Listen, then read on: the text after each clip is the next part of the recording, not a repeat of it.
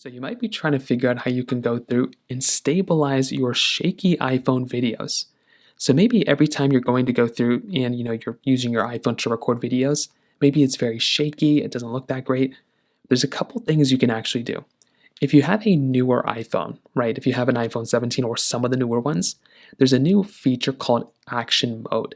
This actually allows us to stabilize our videos as we're moving or we're shaking our phone around, and it stabilizes it a ton. So to access this, you want to open up your camera application and you want to swipe down until you find that video option. So open up video.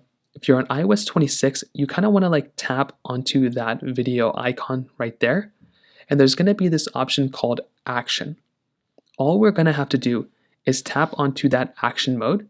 And now our video from our iPhone 17 is going to be significantly more, stabilized. So if you're going through and you're recording, if you're shaking your phone a lot or whatever, it's going to go through and stabilize that video and that quality a lot more.